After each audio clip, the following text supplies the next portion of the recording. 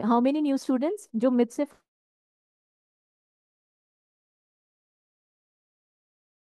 First time पढ़ रहे हैं? ओके। और एथिक्स कौन सा, मतलब पहले किसने पढ़ रखा है एथिक्स, या आप किसी और कोचिंग में पढ़ा हो, या यहाँ पे किसी और टीचर से आपने पढ़ा हो, दोबारा आप रिफ्रेश होने के लिए ले रहे हैं एथिक्स सब?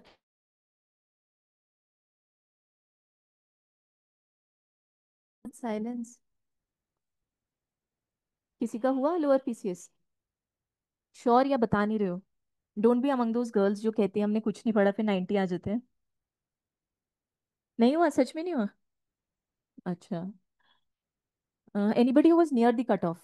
मतलब नहीं हुआ कोई, इसमें शर्म की बात नहीं है, आप लोग बहुत न्यू है इनटू द प्रिपरेशन हो आई गेस। किसी को 6 मंथ से ज्यादा हुए, 6 7 मंथ से ज्यादा इनटू द प्रिपरेशन? कितना कितना टाइम हुआ? 1 साल हो गया? तो मतलब व्हाट इज द रीजन कि नहीं हुआ? एग्जाम ही नहीं दिया? एग्जाम तो देना चाहिए था, अटेम्प्ट। अच्छा। जेंजी। अल्फा। अच्छा, और इसके अलावा जिन और कोई जिसका नहीं हुआ, any specific yes reason? Ma'am. हाँ जी, बताइए। मैम 1 मार्क से रह गया। 1 मार्क्स से रह गया? कितना टाइम हुआ आपको प्रिपरेशन में? You are? 4 मंथ्स। अच्छा ठीक है, तो फिर तो आपकी प्रोग्रेस सही है। नेक्स्ट टाइम डेफिनेटली होगा फिर तो। 4 मंथ्स में अगर आप 1 मार्क्स से आप बचे हो, मतलब you are on the right path. Okay, that is the thing to analyse. ठीक है। ठीक। मैम। तो my name is Kanika Agarwal. Okay. I will be taking your ethics batch. Ethics, आपको पता होगा मेंस हमारा स्पेसिफिक टॉपिक है। Am I audible to everybody, या मैं तेज बोलूँ थोड़ा? ठीक है। बिफोर, आज ओरिएंटेशन क्लास है हमारी, और वैसे भी we have only 55 minutes left. तो आज की क्लास थोड़ी लाइट होगी, आपको एक मैं ब्रीफिंग दूंगी what ethics is all about, और कैसे हम इस पेपर की तैयारी करेंगे। बेसिक की क्या सोर्सेज हैं, हाउ मतलब क्लास में कैसे रहेगा, मैं आपको अपनी तरफ से मेरा क्या कंट्रीब्यूशन होगा, what I am expecting from your side. Okay, so this class is very important, क्योंकि ये आगे की आपका कोर्स ऑफ एक्शन डिसाइड करेगा। ठीक है, हमें अराउंड 30+ क्लासेस तो लगेंगी। ठीक है। और क्योंकि मुझे डेली क्लासेस नहीं होती है मेरी, हफ्ते में 3 दिन ही होती है मेरी क्लासेस, सो आप उसके अकॉर्डिंग एस्टिमेट लगा लीजिए कि कितना टाइम लगेगा। But in general 30 to 40 classes हमें एथिक्स को कंप्लीट करने के लिए चाहिए। ओके। बिफोर आई स्टार्ट, किसी के पास कोई क्वेश्चंस हैं? इन द बिगनिंग कोई क्वेश्चंस है तो आप पूछिए। Ma'am this is for mains और लाइक इन नहीं, the this pre is also solely we for, get. नहीं this is solely for mains, इसका प्री से कोई लेना देना नहीं है। ठीक है। Okay. Anybody in the class, आपको कोई क्वेश्चंस हैं, डाउट्स हैं? ठीक है। Okay, another thing I want to clear, जो न्यू स्टूडेंट्स हैं, आई एम सेइंग मेरी जो बोलने की स्पीड है, it is a little fast, not too much, but 1.25 पे माय स्पीकिंग स्पीड इज। तो अगर किसी जो पुराने स्टूडेंट्स हैं, they have got accustomed to me, लेकिन जो न्यू स्टूडेंट्स हैं, अगर आप किसी को भी लग रहा है कि that I am speaking fast, आप हाथ रेस करके मुझे टोक देना।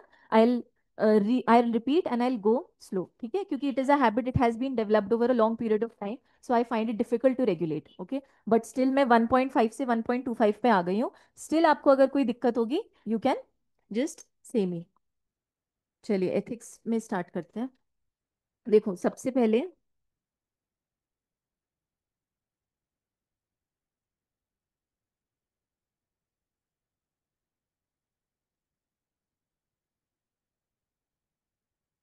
ऑल्सो क्लास में मैं आपको बता रही हूँ व्हाट आई एक्सपेक्ट इज कि एक तो know talking in the class please. अगर आपको किसी को आपस में दो लोगों को गॉसिप करनी है, please you are most welcome to leave the class. आप आराम से बाहर बात करिए and then you can come back. Okay, क्योंकि उससे दिक्कत ये है कि दूसरों को डिस्टर्ब होता है जो लोग कंटिन्यूसली पढ़ रहे हैं, एंड सेकेंडली जो मेरा फ्लो ऑफ थॉट है, लाइन ऑफ थॉट है, वो ब्रेक होता है। सो प्लीज, आप जिस एग्जाम की तैयारी कर रहे हैं, it is a serious one, behave like that. अगर आपको नहीं पढ़ना तो प्लीज आई रिक्वेस्ट कि आप दूसरों को डिस्टर्ब मत करिए। Okay, no hard feelings. Next है, अगर क्लास स्टार्ट हो गई है एंड आप लेट हो गए हैं, तो आप परमिशन मत लीजिए क्लास में आने के लिए। Okay, you open the door and you just take your place. Okay, don't ask me, ताकि लेक्चर बीच में डिस्टर्ब ना हो। And the last and the most important thing is, I don't want anybody to comment on any other student. अगर कोई doubt पूछ रहा है, no matter that doubt is silly और नॉट, आप उस पर कमेंट नहीं करेंगे। ओके, आपको कोई भी डाउट हो, you can ask me freely, आप क्लास में पूछ सकते हैं। If anybody is shy to ask in the class, आप मुझसे आफ्टर द क्लास पूछ सकते हैं। I will wait for 5 minutes, मुझे आप बता देना। लेकिन you are nobody to decide कि दूसरे स्टूडेंट का क्वेश्चन कितना सिली या स्टूपिड है। Okay, so no commenting on that, and you can ask me to repeat any number of time. I have developed patience with time, although I was very impatient earlier. So I'll reply to your question. with patience. Okay, don't be scared. Your voice is actually not audible. Okay, good. Good issue, right?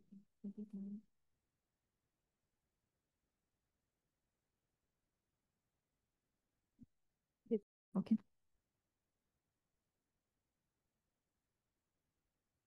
ठीक है।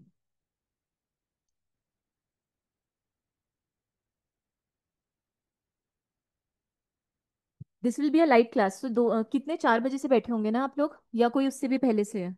2:30, okay. आई मैं आपको ज़्यादा लिखवाऊंगी नहीं, at least for today. तो easy light class होगी, you sit back and relax. और आपको ये पीडीएफ चाहिए तो मैं दे दूंगी। अगर किसी को कुछ लिखना है while we are going through the class, कुछ लिखना है तो आप लोग अपने रनिंग नोट्स आप बना सकते हो। बाकी I am just telling you about the paper, इतना कुछ ऐसे कंटेंट नहीं है जो आपको लिखना पड़ेगा, ठीक है? तो देखिए, एथिक्स, अगर हम यूपीएससी की बात करें, GS 4 हमारा एथिक्स का पेपर है। ओके, एथिक्स का पेपर हो गया। It is of 250 marks.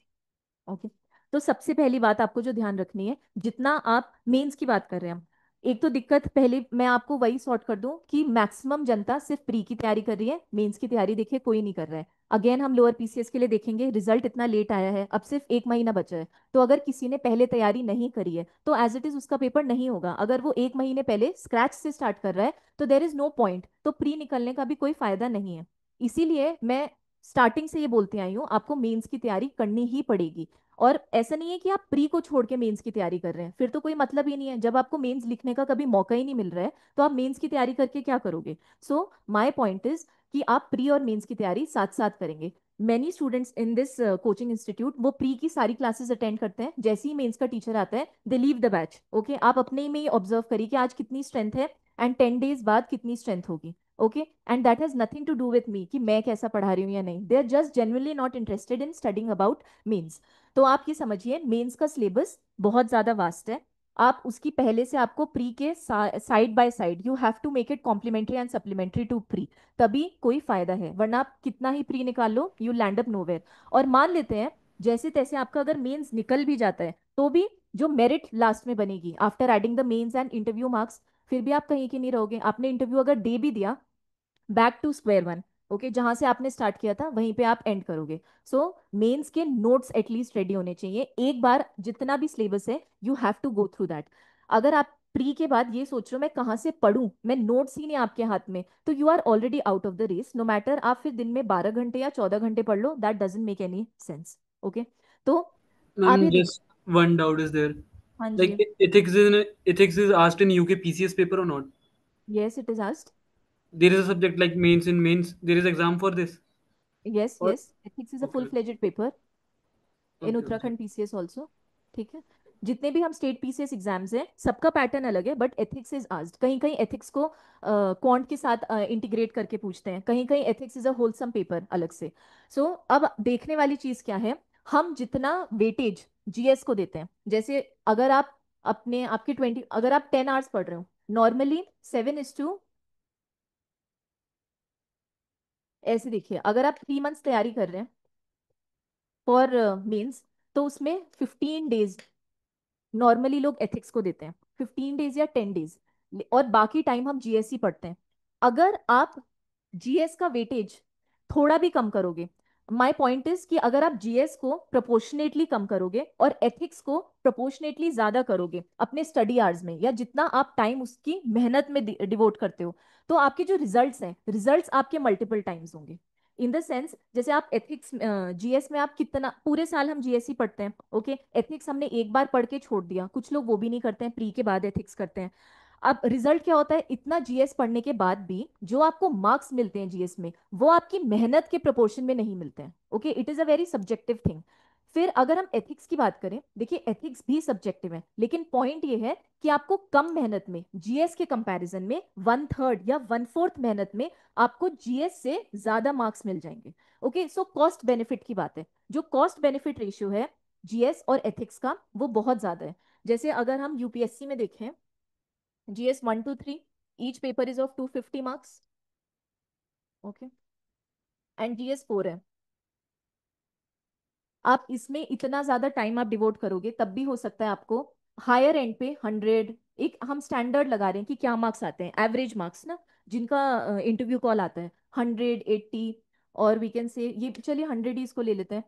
और इसमें आपने टाइम कितना दिया, अराउंड साल में आपने 8 महीने दे दिए, मे बी 9 मंथ्स। लेकिन आप इसी में अगर आप 100 स्कोर कर रहे हो, ये आपको कितनी मेहनत से मिलेगा? 30 डेज की मेहनत से आपको एथिक्स में इजिली कंफर्टेबली आप 100 मार्क्स ला सकते हैं, प्रोवाइडेड आप उस सब्जेक्ट को रिस्पेक्ट दें। Okay, so you need to give respect to this subject. ताकि हाँ, और एक और इंपॉर्टेंट चीज है, जीएस में बहुत ज्यादा टेक्निकल चीजें हैं, ethics is comparatively on the easier side. I am not saying that it is a cake work, लेकिन कंपैरेटिवली जीएस से अगर हम देखें तो एथिक्स बहुत ज्यादा इजी है। ठीक, चलिए नाउ लेट्स स्टार्ट। ये मैंने आपको फर्स्ट पॉइंट बता दिया। तो कैसे होता है एथिक्स का पेपर? दो पार्ट्स होते हैं हमारे, part A and part B.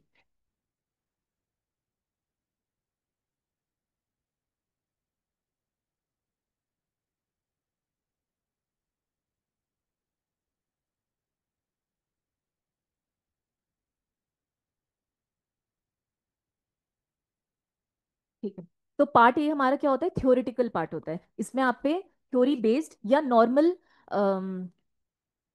Application based, theory based या एप्लीकेशन बेस्ड क्वेश्चंस पूछे जाएंगे। टोटल कितने? 13 क्वेश्चंस होते हैं। Each question is of 10 marks. GS में हमारे किस तरीके से डिवाइड होते हैं? 10 एंड 15 मार्क्स। लेकिन यहाँ पे जो हमारे एप्लीकेशन या थ्योरी बेस्ड क्वेश्चंस है, all are for 10 marks each. Total हमारे 130 मार्क्स हो गए।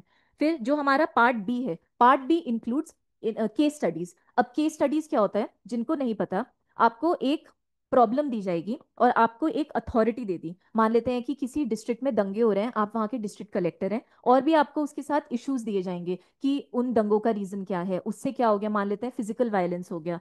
तो या फिर हम ये मान लेते हैं अभी कोई नेचुरल कलैमिटी आ गई, तो नेचुरल कलैमिटी में बहुत सारे स्टेक होल्डर्स होते हैं। क्या होते हैं? जैसे हमारा मेडिकल स्टाफ हो गया, फिर हमारा डिजास्टर रिस्पांस फोर्स हो गए, जो लोकल जनता हो गई वो हो गए, फिर जो स्टाफ है, जो एडमिनिस्ट्रेटिव स्टाफ है, वो लोग इन्वॉल्व हो गए। तो सबका व्यू पॉइंट आपको बताया कि वो सब कौन सी सिचुएशन में है।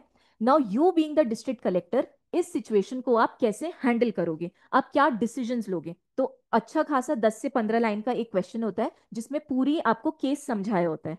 फिर आप उसके रिगार्डिंग सब सब क्वेश्चंस होते हैं, अराउंड 3 to 4 क्वेश्चंस होते हैं। जैसे पहला क्वेश्चन है कि आप इस सिचुएशन में आपका कोर्स ऑफ एक्शन क्या होगा, या सेकंड है स्टेक होल्डर्स क्या है, या एथिकल डिलेमास क्या हो गई। एथिकल डिलेमास मतलब जैसे कि आप for example, for example there is a poor woman who comes to you, और उनकी पेंशन हमें देनी है एज अ ऑफिसर।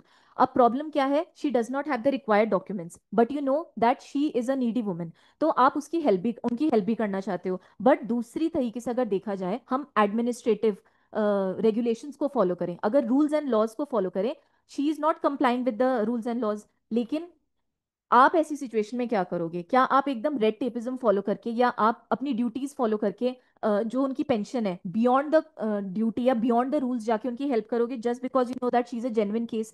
या आप ये सोचोगे कि law is equal for everybody, अगर कोई दूसरा इंसान है जिसके पास डॉक्यूमेंट्स नहीं थे तो आपने उनको मना किया है, तो क्या आप इस लेडी को भी मना करोगे? So this is known as ethical dilemma, जहां आपके पास दो चॉइस है। तो यहाँ पे किन दो ऑप्शंस के बीच में आपके पास चॉइस हो गई? ड्यूटी वर्सेस, क्या बोलेंगे, जो मैंने आपको बताया। एक तो ड्यूटी हो गया, आप अपनी ड्यूटी फॉलो करेंगे कि आप मना कर देंगे उनको because she does not have documents. तो क्या है दूसरा डिलेमा, क्या हो गया? ड्यूटी वर्सेस, ठीक है, duty versus morals, ethics, values, या आप एम्पथी भी हो सकता है कि ऑन एम्पथेटिक ग्राउंड्स आप उनको उनकी पेंशन प्रोवाइड कर रहे हैं irrespective of the fact that she is not completing the required legal documents. तो this is known as ethical dilemma. तो जो हम क्या डिस्कस करें, सब क्वेश्चंस डिस्कस कर रहे हैं।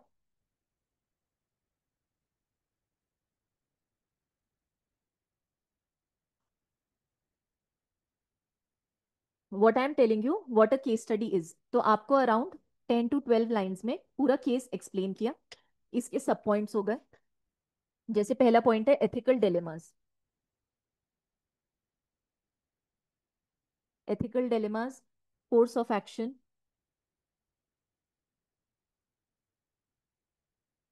डिसीजंस और रीजंस।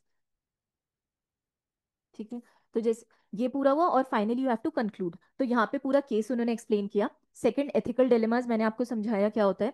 फिर ये पहले मानो, इसको बी मानो, इसको सी मानो, कि इन डिलेमास के बेसिस पे आप क्या डिसीजन लोगे। जैसे कि हमने क्या बोला कि जैसे नेचुरल कलैमिटी वाला मैंने आपको रीजन दिया, तो अब वहां पे कुछ कैंप्स बन गए, people who have been affected by natural calamity, refugee camps है। अब आपके डिस्ट्रिक्ट में एक्स अमाउंट ऑफ ग्रोसरीज या राशन आया उनको फीड करने के लिए। Now you get a call from the neighbouring district and वो कहते हैं कि हमारे पास राशन कम है एंड हमारे पास भी इतने लोग हैं who are dying of hunger, तो प्लीज आप थोड़ा सा अपना राशन हमें प्रोवाइड करिए। तो अब ये एथिकल डिलेमा हो गई कि आप हेल्प करेंगे या फिर अपने पहले डिस्ट्रिक्ट के लोगों की आप प्रॉब्लम सॉल्व करेंगे। तो आप क्या डिसीजन लेते हैं और किस बेसिस पे? तो इस वाले पार्ट में आप जस्टिफाई करते हैं कि अगर मैं मान लेते हैं ओल्ड लेडी को पेंशन दे दूंगा, even if the document is not there, तो आपको रीजन देना है कि किस बेसिस पे, जस्टिफिकेशन देना है। और दूसरा क्या है अगर आप डॉक्यूमेंट्स मतलब अगर आप रिजेक्ट करते हैं तो you have to give the reasons, and अगर आप पेंशन प्रोवाइड करते हैं तो भी आपको रीजंस देना है। तो आप अपने डिसीजन का जस्टिफिकेशन दे रहे हैं। नेक्स्ट है कोर्स ऑफ एक्शन। मतलब आपके पास प्रॉब्लम आई, आपने बैठे सोच विचार किए कि क्या करूंगा, एंड फाइनली एक फ्लो चार्ट की तरह या फिर स्टेप बाय स्टेप आप अपना कोर्स ऑफ एक्शन बताते हैं कि जैसे एक डिस्ट्रिक्ट हो गया, वहां पे रायट्स हो गए, तो अब आप क्या करेंगे? अगर हिंदू मुस्लिम राइट्स हैं तो आप हिंदूज को कैसे पैसिफाई करेंगे, फिर मुस्लिम्स को कैसे पैसिफाई करेंगे, people who are responsible for causing damage to public property आप उसका कैसे कंपेंसेशन करेंगे। तो चार पांच चीजें होती है ना, ऐसे थोड़ी हमेशा एक ही इशू को आपको एड्रेस करना है। तो उसमें प्रायोरिटी आपकी कैसी रहेगी? तो आप पहले जैसे जिनको मेडिकल इमरजेंसी है, you will deal with that. तो course of action is like the entire steps और the steps in priority that you have taken to deal with a particular case that has been put in front of you। ठीक है? तो ऐसी 6 case studies आती हैं, इनका 20 marks का weightage होता है। These are very scoring. अगर आप देखिए फर्स्ट इंस्टेंस में देखेंगे तो ये इजी ही है। आप मुझे बताओ, अगर आप अपने पेरेंट्स को देते हो आप ये इस तरीके की कोई question, do you think they will be able to answer? बताइए, with a decent level of knowledge. नहीं, you don't trust your parents इतना भी, इसमें क्या है? Do you think your parents can answer a case study? No, they can answer. ठीक है, इसमें यही तो बताना है कि ऐसे ऐसे हो गया। वैसे भी सब लोग पॉलिटिक्स पे कमेंट्री करते रहते हैं। तो your parents.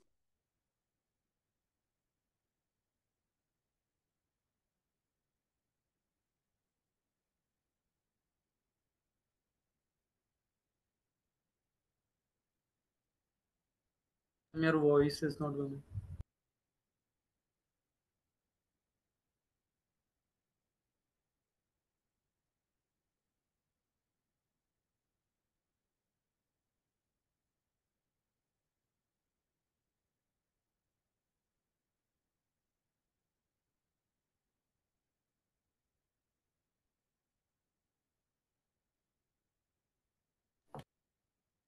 Your voice, ma'am, it is not coming.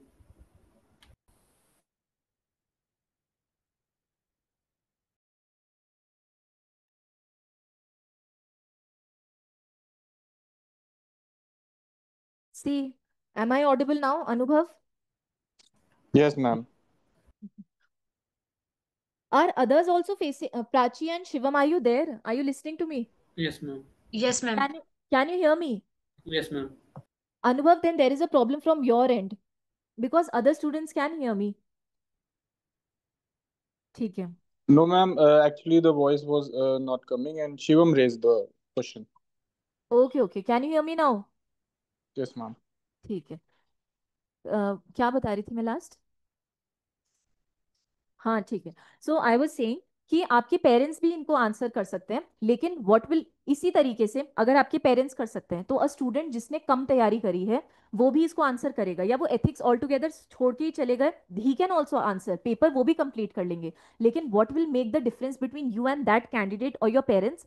Technicalities, ethical keywords, diagrams. So point is, paper is not tough, लेकिन आपको दूसरों से अगर एज बनाना है, आपको सब्जेक्ट की टेक्निकल डिटेल्स मतलब सब्जेक्ट स्पेसिफिक कीवर्ड्स, कि अगर जैसे आप आईआर की पेपर लिख रहे हैं या आप ज्योग्राफी का पेपर लिख रहे हैं, तो उनमें जो कीवर्ड्स होते हैं वो अलग होते हैं ना। जैसे एनवायरनमेंट में ग्लोबल वार्मिंग, यूट्रोफिकेशन, बायोमैग्निफिकेशन, इस टाइप के आप चीजें डालोगे तो लगेगा कि वो एनवायरनमेंट का पेपर है। इसी तरीके से एथिक्स में कुछ स्पेसिफिक कीवर्ड्स होते हैं, थ्योरीज होती हैं, आपको अपना पेपर लिखते हुए उनको डालना है। Okay, so that is the main thing. मैं बहुत स्टार्टिंग से एम्फेसाइज करती आ रही हूँ, new students will also get accustomed to it, that the only thing that can clear your exam is, out of number of other things, is the use of keywords in the exam। okay, और चीजें भी हैं but this is the most important. आपका अगर कोई heading नहीं देखता है ना कि ये किस पेपर का किस सब्जेक्ट का पेपर है, आपके कीवर्ड से आइडिया लग जाना चाहिए कि ये कौन सा सब्जेक्ट है। Okay, that was the first thing. So understood case study क्या होती है।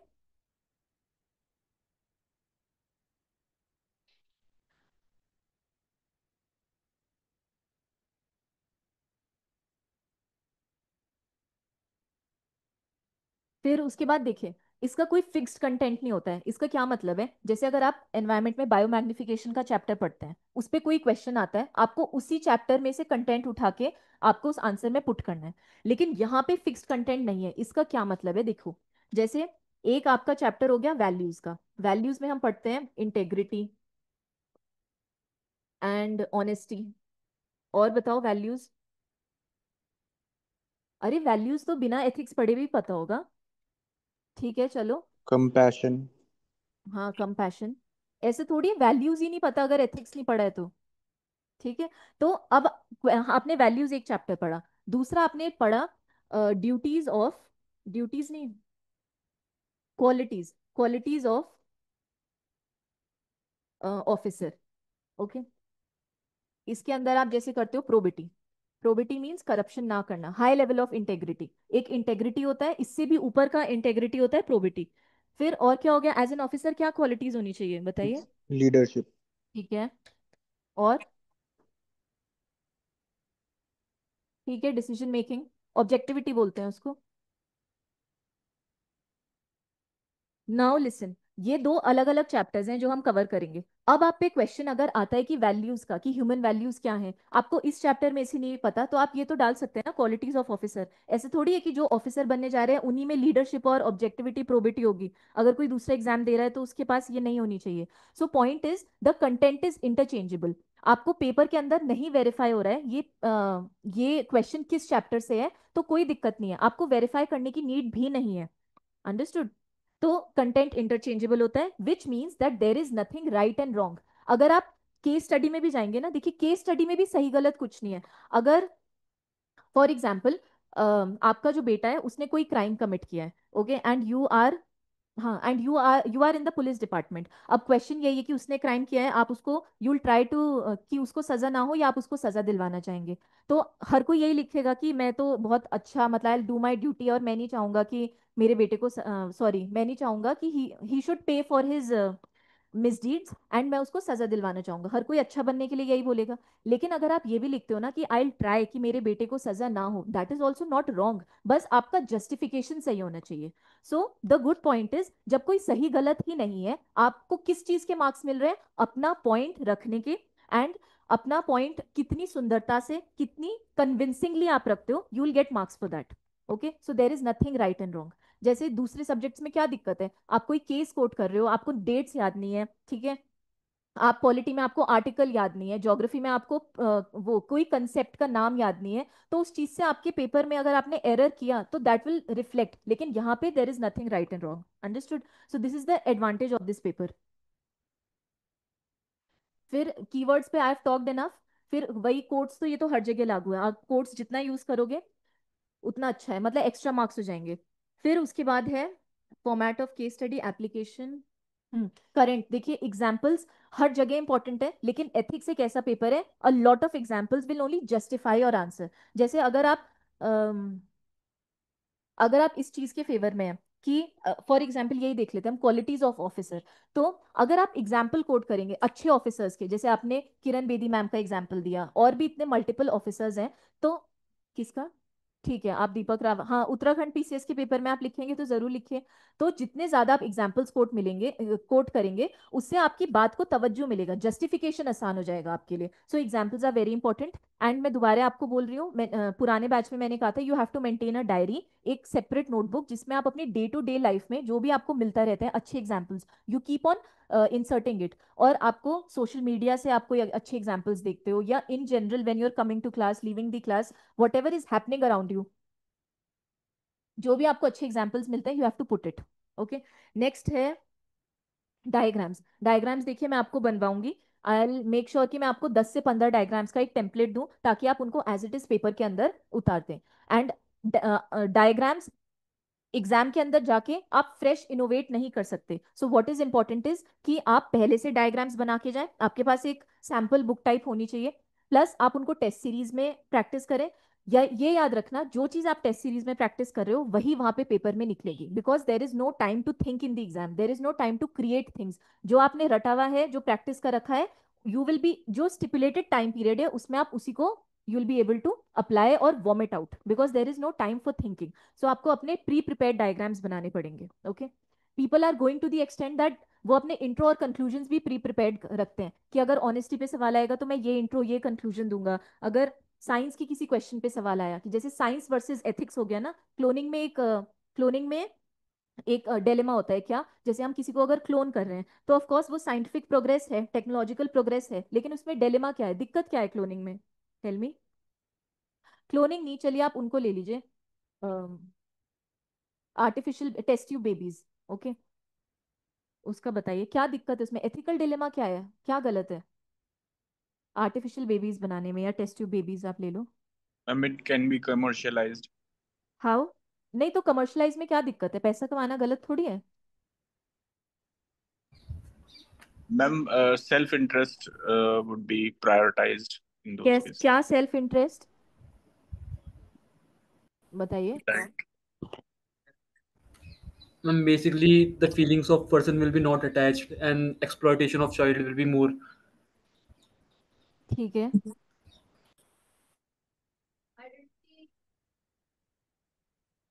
नहीं, आप क्वेश्चन समझिए, do you know the meaning, ये कंसेप्ट क्या है? I am talking designer babies, sorry that is the exact term. Designer babies means you can select कि आपको क्या स्पर्म और एग आप क्या आपको ट्रेड्स चाहिए, क्या जेनेटिक फीचर्स चाहिए, on the basis of that you are making a baby of your own choice. Okay, तो अब बताइए, designer babies, you are designing the baby actually by selecting the gene. तो वही तो मेरा क्वेश्चन है, वो तो सही है ना, तो उसमें डिलेमा क्या है? सही है, वो कह रहे हैं हिम, और मुझे डिजाइनर बेबी मिल गया, he got the money, I got the baby of my choice, तो इसमें दिक्कत क्या है? कुछ तो डिलेमा होगा ना, that we are discussing this think. Ma'am, first of all, it's not natural. तो गलत क्या है, क्या चीज नेचुरल है आजकल? There are lot of unnatural things. अब जैसे आप एसी So यूज करो, when AC is not natural, why are you using the AC? there is no consent of the baby, like whether he or she नहीं, wants it. नहीं नहीं, consent तो दुनिया में आने के लिए नहीं है। अगर आप नेचुरल बेबी भी कर रहे हो, ठीक है, do you take the consent कि हम आपको दुनिया में लाएं या ना लाएं? Babies don't have consent of being born, और अगर जैसे अबॉर्शन भी होता है तो भी बेबी का कंसेंट नहीं लिया जाता, शुड बी अबॉर्ट यू, ना आने के लिए कंसेंट है ना जाने के लिए, ये नहीं है। मैम, इक्वालिटी नहीं रहेगी एक्चुअली कि फिर हर कोई यही चाहेगा कि हमारा बेबी डिजाइनर बेबी हो, हाँ, but you are somewhere close, somewhere close. यहाँ से भी कुछ बोलो, इतने भर के बैठे हो।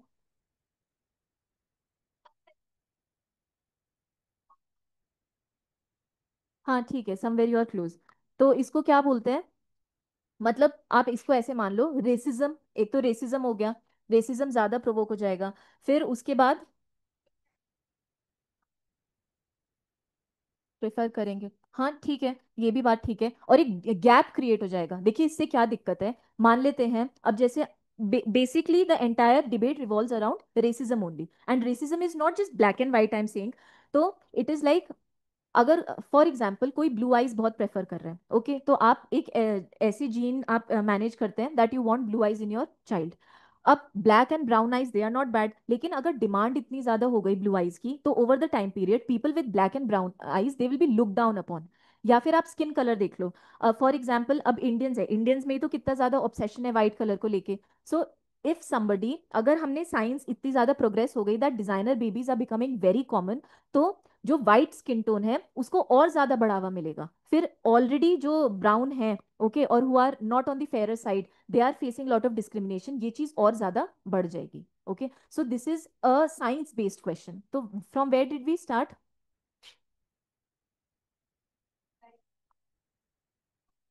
नहीं, हाँ, आई वाज सेइंग, हाँ, तो अभी देखिए आपके दो डिलेमाज हैं, तो आप किस तरीके से इस डिलेमा को एक्सप्लेन करते हैं, everything depends on that. Okay, but and my point is, देखो एक और मैं आपको चीज बताती हूँ, हम पूरा एथिक्स पढ़ लेंगे, ओके, आफ्टर दैट आप पीवाईक्यूज देखोगे, क्योंकि पहले कोई नहीं देखता, इवन दो आई से इट मल्टीपल टाइम्स। लेकिन आपको ऐसा लगेगा पूरा एथिक्स पढ़ने के बाद, जब आप पीवाईक्यूज सॉल्व करोगे, आप आंसर राइटिंग करना स्टार्ट करोगे, आपको ऐसा लगेगा मेरे साथ धोखा हो गया। वाई? बिकॉज जो भी हम क्लास में पढ़ रहे हैं, आपको उसको अप्लाई करना नहीं आएगा। ठीक है, देखिए जैसे मैंने आपको पढ़ाया, मैंने आपको थ्योरीज पढ़ा दी, जैसे कि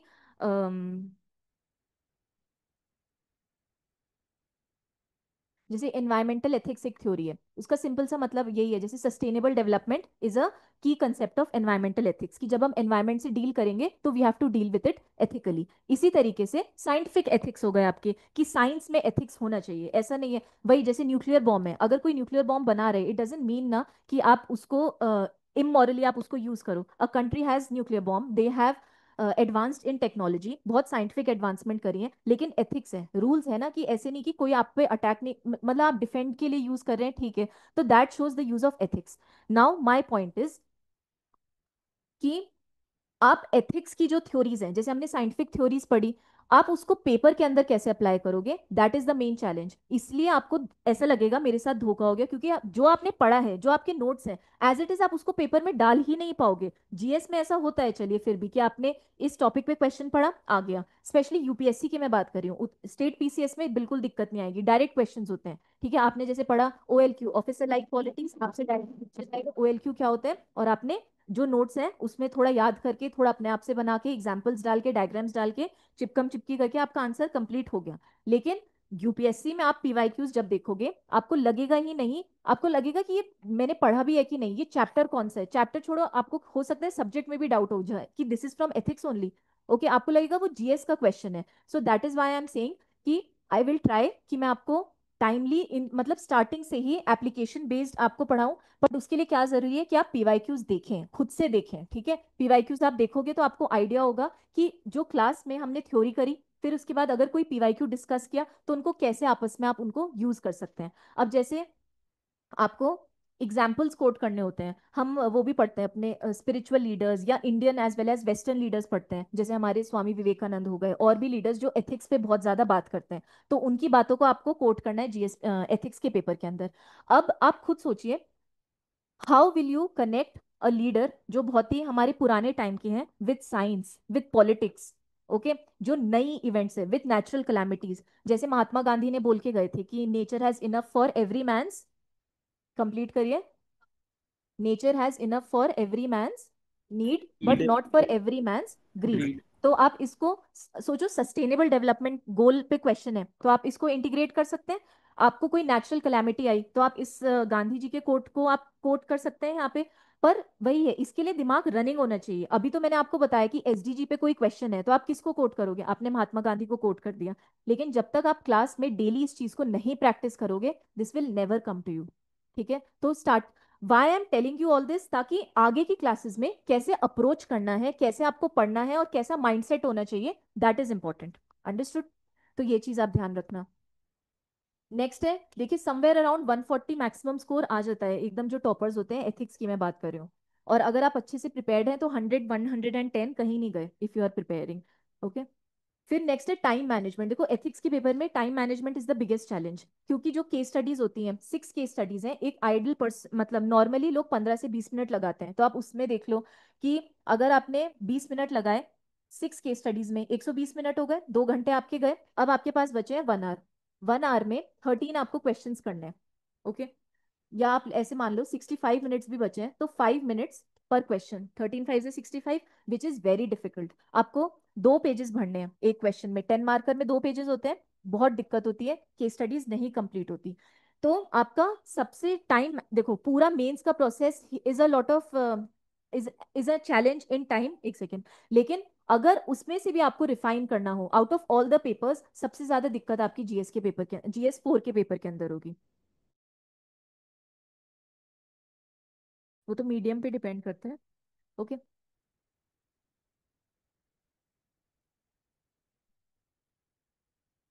नेक्स्ट है, देखो मैं आपको ये बता रही हूँ, जब आप केस स्टडी, जब आप एथिक्स पढ़ रहे हैं, एटलीस्ट विथ मी, सी आपका चेंज हो जा रहा है सब्जेक्ट, आप एथिक्स पढ़ोगे, फिर थोड़े टाइम बाद आप कुछ दूसरा सब्जेक्ट पढ़ोगे। तो जब आप दूसरा सब्जेक्ट कर रहे हो, यहाँ के लिंक्स और कनेक्शन खत्म हो जाते हैं, 6 महीने बाद याद भी नहीं रहता कि एथिक्स नोट्स देखने पड़ते हैं कि हाँ एथिक्स पढ़ाया तो था। तो आपको क्या करना है, जब the time period for which we are studying ethics, उस टाइम पीरियड को आपको मैक्सिमम यूटिलाइज करना है। कैसे? जैसे मैंने आपको कोई टॉपिक पढ़ाया, you have to think about it. आपको हर टाइम ये सोचना है कि क्या हमने सब टॉपिक्स पढ़े, और आपकी जो नॉर्मल जीवन में, सोशल मीडिया में, internet, newspaper, wherever you come across, अगर आपको सोचते रहना है कि this example is related to this topic. Okay, for example, अब ये नेचुरल कैलामिटी वाला अभी जो केस हुआ है उत्तरकाशी में, तो अब वो क्या स्टेप्स लेते हैं? आप जैसे न्यूज़ देखते हो, अगर आपको पता लगा कि किसी इंसान ने इस पर्टिकुलर ऑफिस में कॉल किया है, तो आप वहां से या वहां का जो कलेक्टर है, या वहां की जो ये है नेचुरल रिलीफ, एनडीआरएफ, एनडीआरएफ हो गई, नेचुरल डिजास्टर रिस्पॉन्स फोर्स, वो क्या क्या स्टेप्स लेती हैं, तो आप उसमें से अच्छी अच्छी यूनिक चीजें आप अपने इकट्ठे कर सकते हो। या सिमिलरली फॉर एग्जांपल्स कि आसपास जैसे क्रिकेट मैच हुआ, अब आप उसमें देखिए, कहाँ पे वो वाला कौन सा केस था जहाँ पे एक voice must be knowing this, तो किसी की प्राइवेट कॉन्वर्सेशंस लीक करी थी by the board, two people were talking, मतलब वन ऑफ द क्रिकेटर्स वो ऑपोजिशन टीम के मेंबर से ही वाज टॉकिंग समथिंग एंड वो लीक हो गई थी conversation. I don't remember the name of the cricketer, but चलिए, just for the example I am telling you कि, तो इसमें मीडिया एथिक्स आ गए थे कि जो मीडिया है वो टीआरपी के लिए कुछ भी कर रही है, that too cricketers, two sports people are talking amongst themselves, और उनकी कॉन्वर्सेशन को लीक करके फिर एक डिफरेंट मैनिपुलेटिव मैनर में उसको प्रेजेंट किया गया था, विच शोज कि आप मीडिया एथिक्स नहीं फॉलो कर रहे हैं। तो इस टाइप का आप कुछ भी देखते हैं, you have to collect it in your book, it is very important. Next है, देखिए एथिक्स, अगर जीएस से हम कंपेयर करें, it is interesting, at least classes आपको हैवी नहीं लिखेगी लगेंगी, अपार्ट फ्रॉम दी थिंग कि आपको लिखना पड़ेगा, वो तो अलग चीज है ही, आपको आदत तो डालनी पड़ेगी, लेकिन इन जनरल जीएस से ज्यादा इंटरेस्टिंग है, प्रोवाइडेड टीचर मेरे जैसा हो। ओके, फिर नेक्स्ट है, देखो अच्छा बुक आप कौन सी पढ़ेंगे? देखिए पहले लेक्सिकन चलती थी, बहुत लोग इसको फॉलो करते थे। इफ यू वांट, आप बुक तो लेनी जरूरी है, because notes are never enough, ठीक है। देखिए पहले लेक्सिकन चलती थी, बहुत लोग इसको यूज करते हैं। वॉट यू, और एक डी के बालाजी भी है, ये दोनों बुक्स आप दोनों नहीं फॉलो करनी है, एक फॉलो करनी है, प्लस आपको नोट्स फॉलो करने हैं जो क्लास में मैं।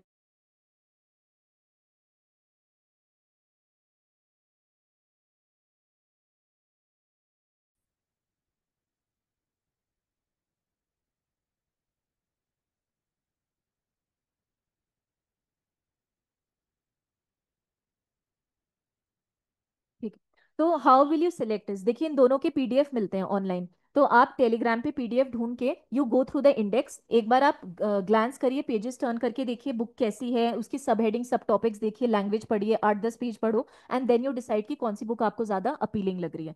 दोनों बुक के नेचर में बहुत ज्यादा डिफरेंस है, तो इसके अलावा भी बहुत ज्यादा बुक, वन आई वुड से,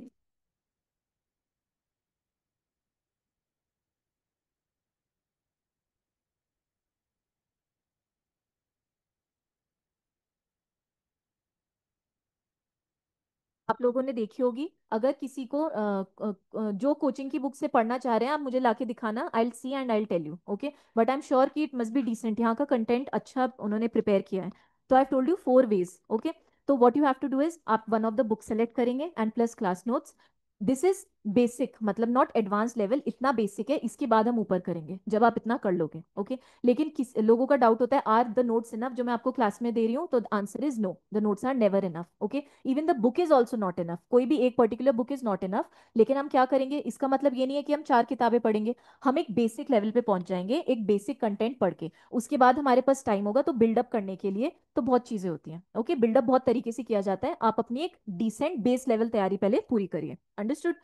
फिर नेक्स्ट है, देखो आपको इसकी how to go about the entire process. आपने क्लास अटेंड करी, कुछ लोग होते हैं जो क्लास से पहले उस चैप्टर को पढ़ते हैं, बहुत अच्छी बात है ऐसा, but I don't expect that from you, क्योंकि पीवाईक्यू भी नहीं पढ़ता है कोई। तो अगर आप क्लास से पहले जो हम टॉपिक करने वाले हैं, वन ऑफ द बुक्स में से आप पढ़ के आते हैं, तो that will be an added advantage for you, बहुत आपको क्लास में आप कनेक्ट कर पाओगे। पर नहीं भी करते हैं तो इट्स ओके, लोड मत लो आप। ऐसा अगर आप नहीं पढ़ते, इसका मतलब ये नहीं कि you not a serious student, okay, you still have my respect, okay. तो आपने क्लास ली, ओके, सबसे पहले क्लास में हमने नोट्स प्रिपेयर करे, फिर उसके बाद आप घर जाके उन नोट्स को रीड करेंगे, सेम डे आपको पढ़ना चाहिए, क्योंकि अगले दिन 70% ऑफ द चीज़ें वॉश हो जाती हैं, तो अगर आप सेम डे पढ़ोगे आपकी रिटेंटिविटी ज़्यादा होगी, कहना मेरा फर्ज है, बाकी आपके ऊपर है कि आप कितना फॉलो करते हैं कितना नहीं। तो आपने सेकंड आपने नोट्स पढ़े, फिर उसके अलावा आपको पीवाईक्यू देखने हैं उसी दिन उसी टॉपिक के। देर आर पीडीएफ, आप गूगल करेंगे, उसमें टॉपिक वाइज पीवाईक्यूज हैं, एथिक्स पूरा, जैसे हमारा जो पहला चैप्टर है उस पे क्या पीवाईक्यू आए हैं, otherwise I will share it with you. तो जो हमने टॉपिक चैप्टर स्टार्ट किया उसी चैप्टर के आपने नोट्स पढ़े, फिर आपने पीवाईक्यू देखे। नेक्स्ट स्टेप इज आप उसी सेम टॉपिक को अपने स्टैंडर्ड बुक से फॉलो करेंगे, जो भी एक आप बुक साथ में ले रहे हैं। It can be coaching notes also, it can be Balaji lexicon, और भी बुक्स हैं। आप लोग भी यूट्यूब देखते ही होंगे, तो इफ़ यू फाइंड कोई, जैसे आपने तीन चार किसी टॉपर के आपने वीडियोस देखे, उन्होंने कोई पर्टिकुलर बुक रेकमेंड कर रखी है, and you have a doubt कि ये पढ़ूं या ना पढ़ूं, तो आप वो बुक का नाम मेरे पास लेके आना plus downloaded PDF of that book. I will suggest you कि वो मुझे कैसी लग रही है, तो I will give my opinion on that. Okay, rest the final. भाई बेस्ट का कोई आंसर नहीं है जनरली, ठीक है, वो सबके टेस्ट के अकॉर्डिंग वैरी करती है। ओके, तभी मैं कह रही हूँ आपको पढ़ के देखना पड़ेगा, इतनी तो मेहनत करनी पड़ेगी, पूरी बुक नहीं पढ़नी, 5-6 पेजेस पढ़ने हैं, go through the index, go through the sub topics. ठीक है, कुछ लोगों को कलर्ड बुक्स अच्छी लगती है तो वो कलर्ड लेते हैं। ओके, फिर नेक्स्ट है, बस इस प्रोसेस को आपको रिपीट करना है, you have to revise this thing, and जब आप इसको 2 बार रिवीजन हो जाएगा, then I would say that आपको आंसर राइटिंग स्टार्ट करनी चाहिए। तो this is the entire process of completing ethics. फिर नेक्स्ट है, do you need your own notes.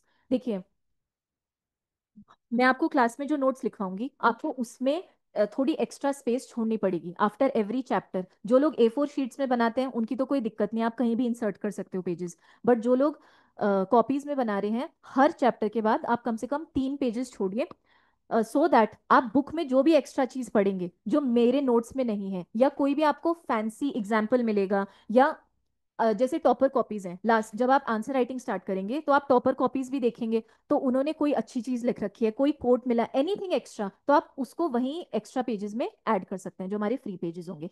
लेकिन ऐसा नहीं है कि आपने एक क्लास में नोट्स बनाए, फिर आप बुक पढ़ रहे हो और बुक में जो कंटेंट है उसके आप अलग नोट्स बना रहे हो, ऐसा मत करना, दैट विल, वो तो कांड होने वाली बात है, क्योंकि आपके पास कितने 3 सोर्सेज हो जाएंगे उसके बाद, एक आपके क्लास के नोट्स हो गए, एक आपके बुक के नोट्स हो गए, फिर आप आंसर राइटिंग करेंगे, कुछ लोग उनको एज अ नोट्स यूज करते हैं। तो प्लीज मतलब स्टार्टिंग से ही अभी डिसाइड करो आप कि पेपर के दिन, पेपर से एक दिन पहले आपके हाथ में जो कॉपी होनी चाहिए 15-20 पेजेस की, वो कैसे उस स्टेज तक पहुंचोगे। अगर आप 3-4 किताबें 3-4 नोट्स बना लोगे, इतना रायता फैला लोगे, तो पेपर के अंदर you won't be in a comfortable stage. Understood.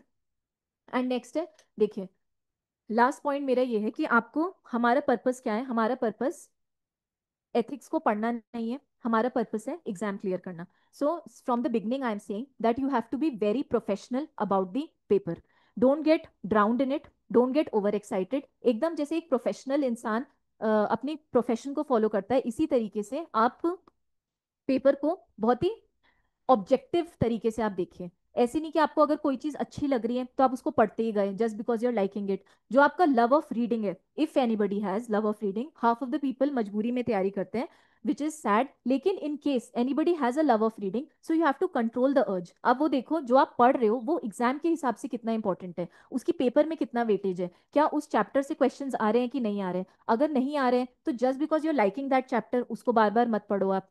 Okay, तो बहुत ही फोकस तरीके से एंड बहुत ही I would say non emotional तरीके से you have to approach the paper. Your purpose is to clear the exam.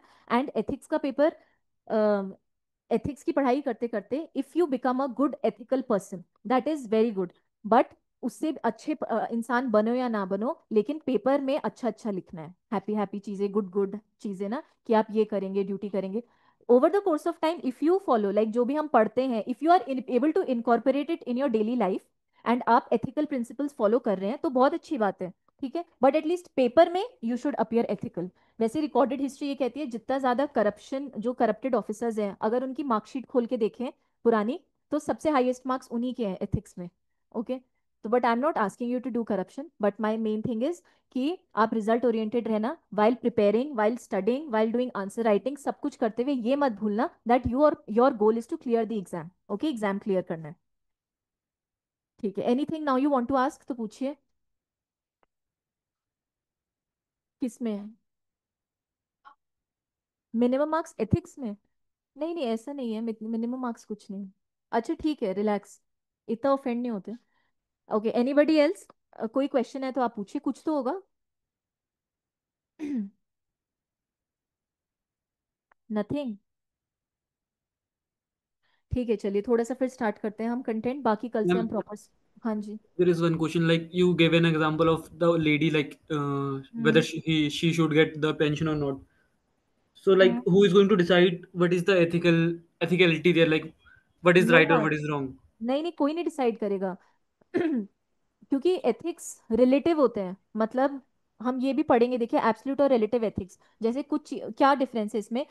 कुछ चीज गलत है तो गलत है, जैसे अगर हम बोलते हैं कमिटिंग, जैसे मर्डर करना गलत है, एब्सोल्यूट एथिक्स की बात हो गई। अब रिलेटिव एथिक्स क्या होता है, फॉर एग्जांपल अगर आपने सेल्फ डिफेंस में वो मर्डर किया है तो वो रिलेटिव एथिक्स हो गया, तो मर्डर भी सही हो गया। तो there is nobody to decide. ये कंटेंट का ही पार्ट है कि कैसे पता लगता है। तो उसमें बहुत सारी चीजें हैं, जैसे सोसाइटी डिसाइड करती है या फिर लॉ भी डिसाइड करता है, या इन जनरल कोई आपकी एक एक्शन है, अगर वो सोसाइटी में एक्सेप्टेबल है तो उसको एथिकल मान लेते हैं।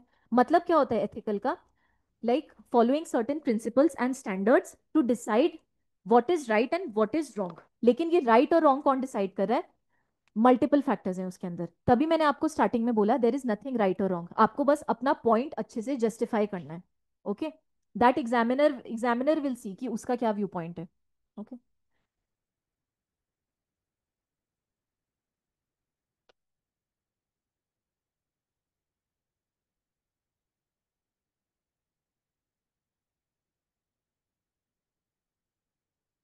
And I want all of you to participate in the class. Okay, open up a little bit.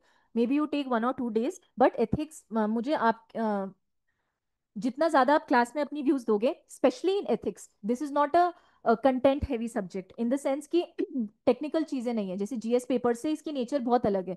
तो आपका जो वे ऑफ थिंकिंग है वो डेवलप होगा आप जितना ज्यादा क्लास के अंदर पार्टिसिपेट करेंगे। Okay, so if I ask questions, if you have anything please do answer, but on the contrary give chance to everybody else also to answer.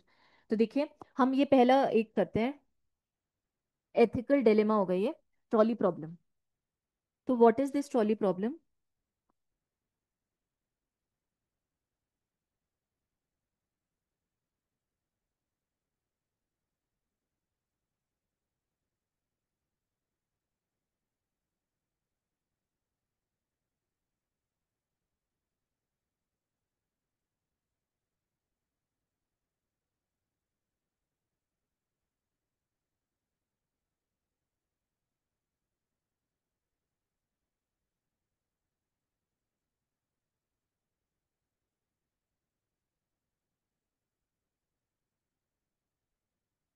ठीक है, ठीक है, ये मतलब यू हैव टू डिसाइड कि क्या आप कोर्स ऑफ एक्शन लेंगे। So what is this trolley problem, देखो this is you and you have a lever in hand and this is a trolley. Trolley मतलब ऐसे ट्रेन का डब्बा, ओके समझ लो आप। तो इसका जो रास्ता है it was originally going on this path. अब क्या हुआ, यहाँ पे 5 लोग हैं ऑन दिस ट्रैक। अब व्हाट विल हैपन कि अगर ये ट्रॉली यहाँ से गुजरेगी which was the original intended path, तो ये 5 लोगों की डेथ हो जाएगी। अब you have the lever with you and you have an option. क्या आपके पास ऑप्शन है, आप स्टॉप नहीं कर सकते ट्रॉली को, आप इसको सिर्फ डाइवर्ट कर सकते हो इस ट्रैक से इस ट्रैक पे। लेकिन यहाँ पे क्या है, यहाँ पे एक इंसान है, अगर आप ट्रॉली को डाइवर्ट करते हो तो इस एक इंसान की डेथ हो जाएगी।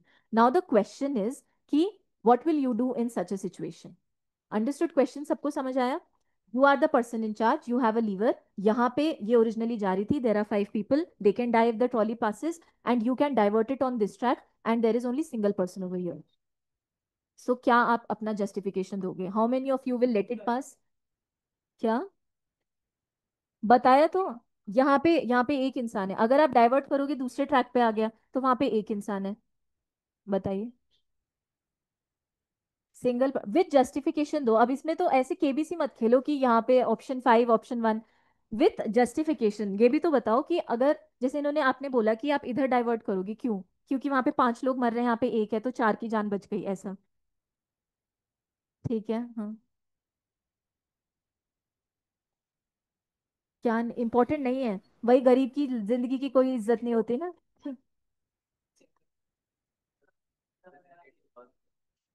नहीं तो गरीब, लाइफ इज लाइफ ना यार, ये क्या बात हुई। अब मान लेते हैं कोई मजदूर भी है, ठीक है उस, तो वही तो चलिए, मतलब ठीक है, आई am saying, I am not saying कि आपका आंसर गलत है, पर मैं काउंटर आर्ग्यूमेंट दे रही हूँ। इनका है कि जो सिंगल पर्सन है, हो सकता है वो पीएम हो, कोई इंपॉर्टेंट पॉलिटिकल लीडर या रिप्रेजेंटेटिव हो, तो हमें उसको बचाना चाहिए। तो इसका मतलब this is also a view point, मैं आपको वही कह रही हूँ, सही और गलत कुछ नहीं है, you have to justify your thing. But मेरा इसका काउंटर आर्ग्यूमेंट वही आता है कि जो गरीब इंसान होता है, अगर मान लेते हैं वो कोई किसी को लीड नहीं कर रहा है, तो उसकी लाइफ की कोई इज्जत नहीं है, उसकी भी तो, और पीएम है तो उसके तो घर वालों को कोई देख भी लेगा, रोटी पानी खिला देगा। अगर ये जो लेबर, मान लेते हैं कोई लेबर है या बिलो पॉवर्टी लाइन इंसान है, who will take care of his family if he dies? तो but there can, he can be replaced, मतलब पीएम की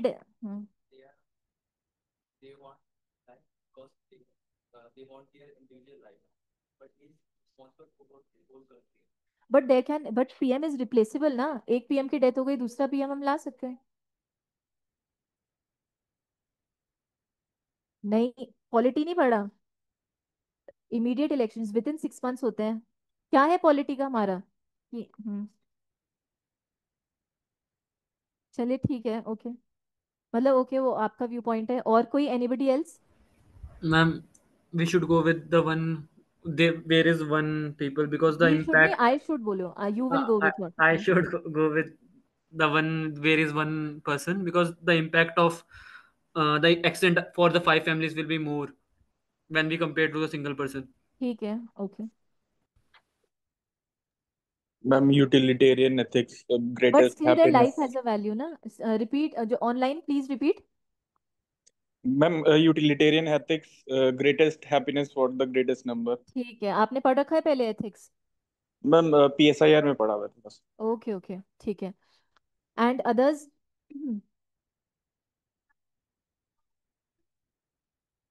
वो जो भी कर रहा, उसकी मर्जी यार। हम्म। तो अगर चलो ठीक है, मान लेते हैं कि वो कर भी रहा हो, तो तुम सपोर्ट कि ये तो वैसे ही सुसाइड करने वाला था, इस पे ट्रॉली चला देते हैं, आसान बना देते हैं उसका सुसाइड करना। वो किसी को नहीं, अरे तो वही है ना, आप वही इफ्स एंड बट्स मत लगाओ। सिलोगिज्म सॉल्व करें है किसी ने, क्या होता है उसमें, all apples are bads, all bads are this. तो यू कांट से ना कि एप्पल्स बैड्स तो नहीं होते, ये कंडीशन है। अब वो छोड़ो कि वो यहाँ पे आए कैसे, आ गए, नाउ व्हाट? यू, अभी क्वेश्चन उन पे नहीं है, क्वेश्चन आप पे है कि आ गए तो अब क्या। और जैसे आपका पॉइंट ठीक है, हो सकता है सुसाइड करने आया हो, तो ये you can't use this as an excuse ना, कि वो तो सुसाइड करने आया था, चलो मार ही देते हैं इसको, ये तो वैसे ही मरने वाला था। आपका तो और फर्ज है कि वो सुसाइड करने आया था, तो आपको बचाना चाहिए उसको। Getting it?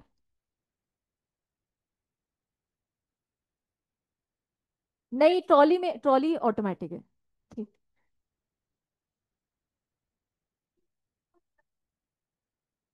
हाँ हाँ, तो वही दैट इज ना। एग्जैक्टली हाँ, ठीक है। नहीं, और केस स्टडी में ऐसा हो सकता है कि पहले से बताया हो। ठीक है। हाँ।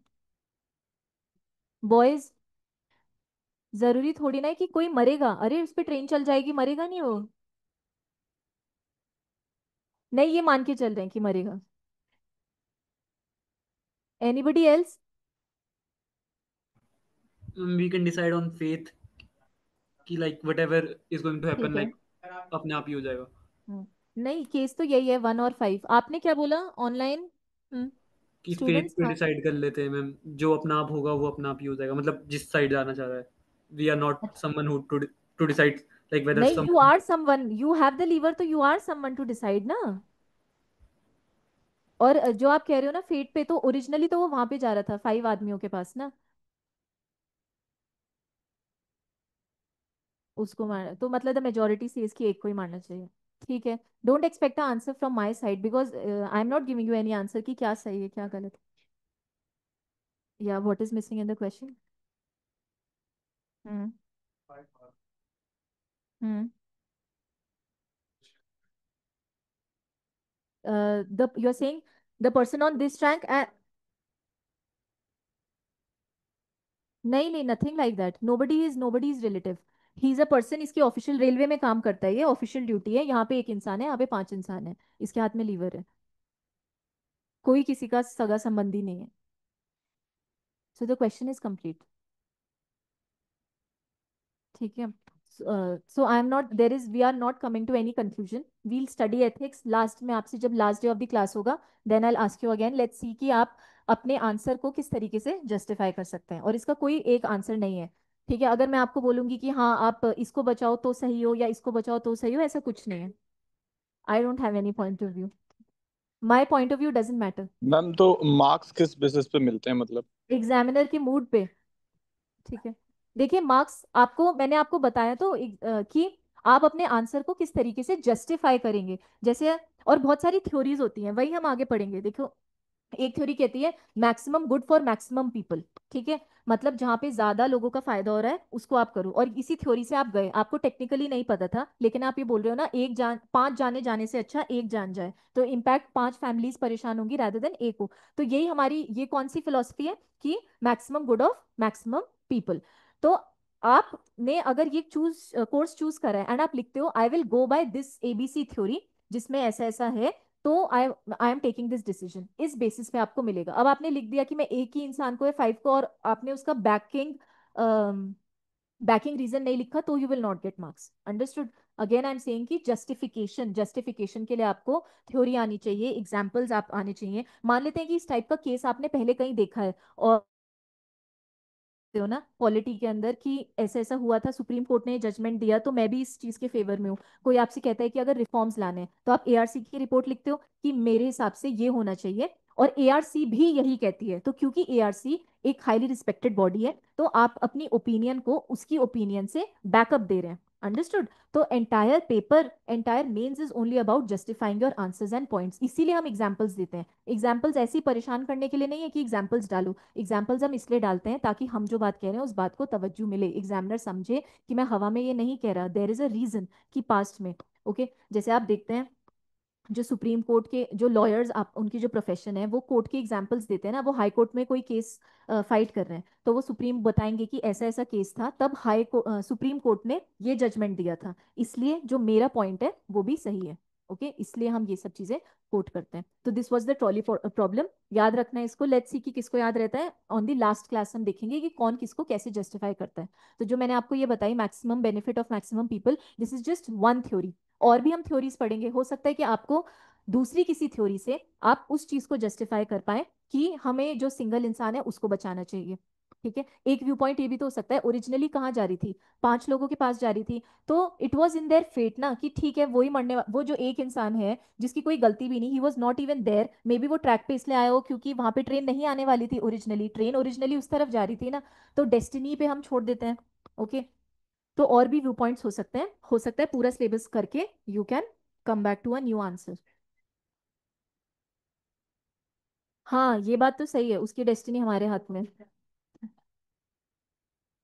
ठीक है, फिर उसके बाद नेक्स्ट है what is the meaning of ethics, ये मैं आपको लिखवाऊंगी भी, बट इन शॉर्ट एथिक्स मतलब बीइंग एबल टू डिसाइड, या फिर प्रिंसिपल और स्टैंडर्ड्स जिसके बेसिस पे हम डिसाइड करते हैं what is right and what is wrong, that is the meaning of ethics. फिर नेक्स्ट है आप एग्जाम्पल्स कैसे कोट करते हैं, जैसे आप सचिन तेंदुलकर का आप अगर एग्जाम्पल कोट करते हैं कि वो इतनी इन्फ्लुएंशियल फिगर है, बट और इतने एडवर्टिजमेंट्स में ही हैज बीन सीन, लेकिन कभी भी कोई sin good means for example anything that is wrong, for example tobacco हो गया आपका, ड्रिंकिंग स्मोकिंग, इस टाइप की किसी भी चीज में has he advertise for that? No. And इसी तरीके से जैसे वो दिखाते हैं फेयर एंड लवली वाला कि many actresses they get offer of being face of fair and lovely but they refused क्योंकि उनको वो एथिकल नहीं लगा। सो क्यों? हाँ, तो आप इस तरीके के आप एग्जाम्पल्स कोट कर सकते हो, इसी तरीके से जैसे हम रोनाल्डो की बात करते हैं। तो मतलब पॉइंट ये है कि आपने किसके बीच में डिलेमा था, मनी वर्सेस एथिक्स। तो Sachin Tendulkar has never stood for any sin good, उन्होंने किसी चीज का उस कैंपेनिंग नहीं करी, एडवर्टीजमेंट, अगर वो एंडोर्स करें एनी सिन गुड तो उससे लोगों पे गलत प्रभाव पड़ सकता है, तो he chose ethics over money. Okay, even if he is getting crore of rupees to endorse a particular brand. And Ronaldo का आप एग्जाम्पल बता सकते हो किस कंटेक्स्ट में मैंने बोला? Very good. क्या था ये, anybody would like to explain? बताओ आप, क्या था? हम्म।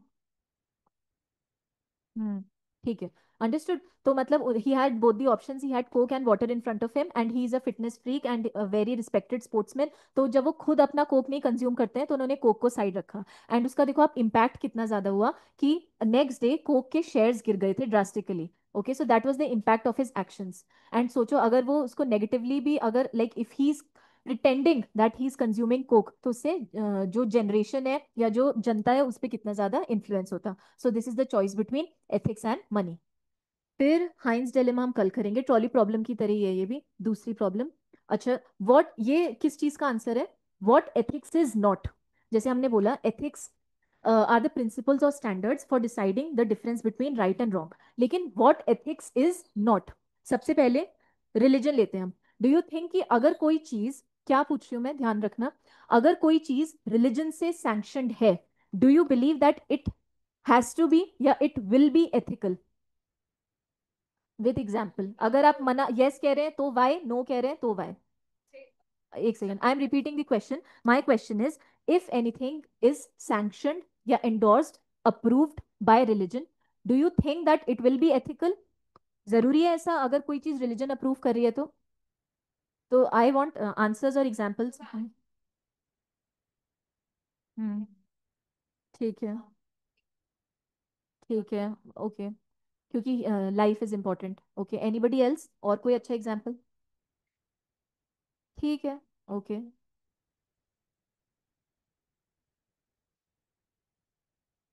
हम्म, हम्म, हम्म, ठीक है। वो बोल रहे हैं कि विद टाइम सिचुएशंस चेंज, तो जो चीजें पहले हमें सही लगती थी वो अब सही नहीं है। फॉर एग्जांपल सती प्रथा आप देख लो, क्योंकि तब ह्यूमन राइट्स का कंसेप्ट इतना ज्यादा फेमस नहीं हुआ था। After the American revolution and after जो इंडियन वो आफ्टर रेनेसा, इतना ज्यादा human rights came to the forefront. तो उसके बाद सती प्रथा वाज अबॉलिश्ड।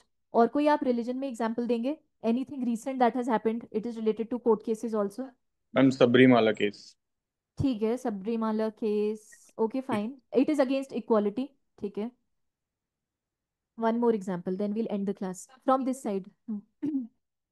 हाँ वही सबरीमाला हो गया, हाँ जी, ठीक है। नहीं, हाँ triple talaq, I was waiting for triple talaq. Okay, so it is sanction by religion. अगर वो एथिकल होता तो कोर्ट उसको वो ना करता, डिस्रिगार्ड नहीं करता। अंडरस्टूड। सो हमने बोला कि जरूरी नहीं है कि जो चीज रिलीजन से सैंक्शन हो दैट इज एथिकल। ओके, फिर नेक्स्ट है सिमिलरली हम ये मान लीजिए सोशली एक्सेप्टेड बिहेवियर। अगर कोई चीज सोशली एक्सेप्टेबल है, do you think that it will always be ethical? With examples आप बताइए कि अगर कोई चीज सोसाइटी ने एक्सेप्ट कर कर ली है, do you think it will be ethical?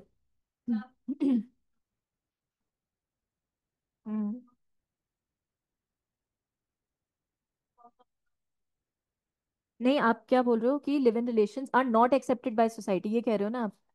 But you are saying it is ethical. ठीक है, हाँ नाइस, ठीक है। Gender discrimination specially Indian society में हम देखें, it is wrong, it is against the concept of equality. लेकिन इंडिया में क्या है, ये सन प्रेफरेंस। ओके, और बताइए। Think, try to develop a habit of thinking, find your. देखो आप, जो मैं आपको एग्जांपल्स दूंगी ऑफ कोर्स वो तो आप पेपर में इनकॉर्पोरेट कर ही दोगे, लेकिन वो यूनिक नहीं होंगे ना, या तो वो मेरे होंगे या मैंने भी कहीं स्टैंडर्ड मटेरियल से उठाए हैं। जो एग्जांपल्स आप बनाओगे दैट विल बी यूनिक।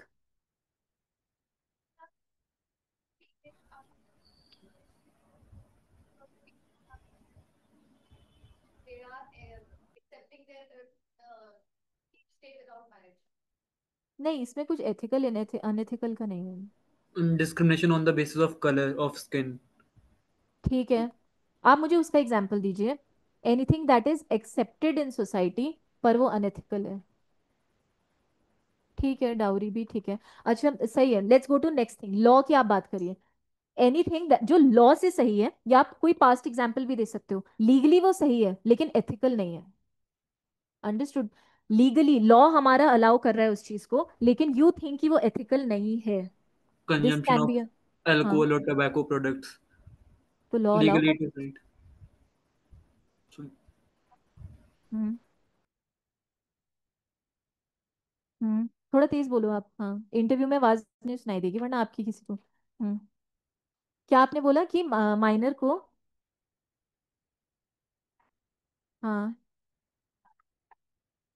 नहीं नहीं, तो उनपे ऐसे थोड़ी उनको फ्री छोड़ देते हैं, जुवेनाइल मतलब एज अ जुवेनाइल तो उनको पनिशमेंट मिलती है।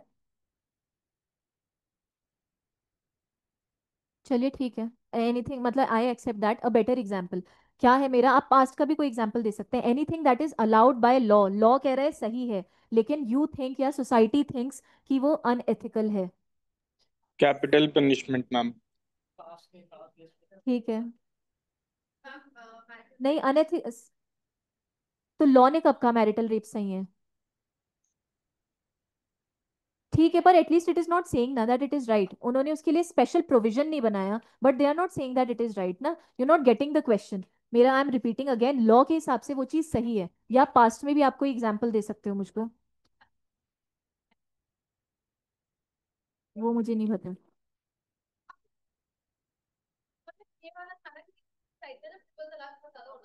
वो आप रहने दो, सी वो मतलब आप ना इंडिविजुअल लॉज कर रहे हो, उनको रहने दो। आप जो इंडियन पीनल कोड है या सीआरपीसी उसको देखो, इंडिविजुअल लॉज को मत देखो। Ma'am preventive detentions. You think preventive detention is unethical? I don't agree. वो तो ठीक है, एक सेफ्टी मेजर ही तो हो गया, प्रिकॉशनरी मेजर हो गया। मैम अगर अक्यूज्ड जो है वो एक्चुअली में नहीं, it is terror. Not unethical. For example, आपको पता है कि कोई इंसान ही कैन वो बॉम्ब ब्लास्ट कर सकता है, तो आप सेफ्टी के लिए, प्रिकॉशनरी मेजर के लिए आप अगर उसको डिटेन करते हो तो इसमें क्या गलत है? अनएथिकल कैसे हो गया? जब अनएथिकल तरीके से आप उसको यूज करोगे तो वो अनएथिकल हो गया ना, प्रिवेंटिव डिटेंशन। मैम बट हो सकता है वो यूज, हो ही ना। हाँ तो वो बात अलग है, वो एक्सेप्शनल केसेस हो गए ना, exception is not the norm. See देखिए, मैं आपको बताती हूँ इसका, हाँ।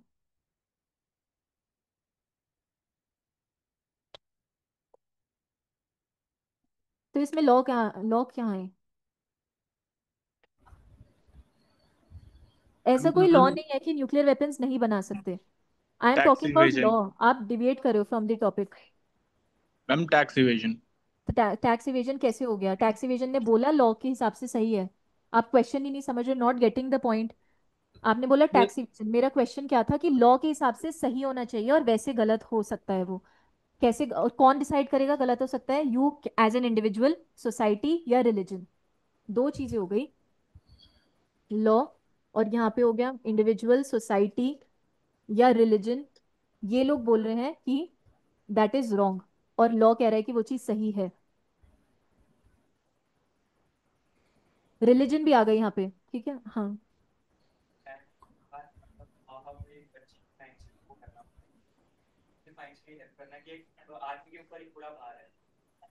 अच्छा ठीक है, आप वो कह रहे हो, एलिमनी कह रहे हो आप, जो दी जाती है, ठीक है, that can be considered, accepted.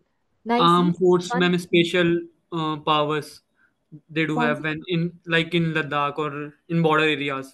ठीक है, very nice, good example. AFSPA कह रहे हैं वो, ठीक है, ओके। और एक इन्होंने एलिमनी बोला। इतनी देर में ये अच्छे एग्जाम्पल्स आए हैं। आई गिव यू टू मोर। एक हो गया आपका यूथेनेशिया, और एक है अबॉर्शन। ठीक है, आई एक्सप्लेन कैसे। देखो, abortion is allowed, okay, although उसकी इतना होता है कि देर आर स्पेसिफिक टर्म्स की इस एज, इस इतने टाइम के बाद नहीं कर सकते। लेकिन अबॉर्शन, ये इंडियन हिंदू रिलीजन के हिसाब से गलत है, मुस्लिम्स के हिसाब से भी गलत है, और इन जनरल भी। अगर हम एज एन इंडिविजुअल, अगर ह्यूमन राइट्स की बात करें, तो फीटस, या फीटस में भी जान होती है, दे हैव लाइफ, नो। तो उसको वही, अब according to human rights plus religion, abortion is wrong, लेकिन लॉ में वो अलाउड है। Does anybody have a opposition to this thing? नहीं ना, अंडरस्टूड। मैंने आपसे क्या पूछा था, लॉ में सही है, तो लॉ में अबॉर्शन कर सकते हैं। लेकिन अगर हम रिलीजन वाइज देखिए, रिलीजन सैंक्शन नहीं करती कि आप किसी जान को मार रहे हो, एंड ह्यूमन राइट्स के हिसाब से भी ये सही नहीं है। और फिर उसके बाद नेक्स्ट चीज हो गई यूथेनेशिया। यूथेनेशिया का क्या मतलब होता है? Nobody knows euthanasia. मार देना मैम, जिंदा रहते ही, मतलब with the ठीक है, consent. ठीक है, अंडरस्टूड। यूथेनेशिया जैसे जनरली फॉर एग्जांपल किसी को कोई क्रॉनिक इलनेस है, या जैसे कोई ऐसे एग्जांपल आप ले लो, कोई बहुत सालों से कोमा में है, या किसी को एक ऐसी बीमारी है which is very painful and the person is not able to cure himself. तो क्या होता है, जैसे कोई वेंटिलेटर पे है, तो इन द सेंस 8 10 15 20 साल हो गए, देयर कम्स अ टाइम जब वो इंसान खुद परेशान हो जाता है, and he asks the patient asks his respective family member that जो वेंटिलेटर सप्लाई है आप उसको कट ऑफ कर दो, so that I can die in peace. तो इट इज लाइक एक इंसान है, वो जिंदा है, you are killing that person. ठीक है, वो उसके कंसेंट के हिसाब से हो सकता है, लेकिन फिर भी हो सकता है कि वो अभी नहीं, 15 नहीं, 20 साल बाद हो सकता है वो जिंदा हो जाए। पॉइंट इज, बहुत सारी कंडीशंस होती हैं, we are not discussing euthanasia, but my point is you are killing a person that has life in it, okay.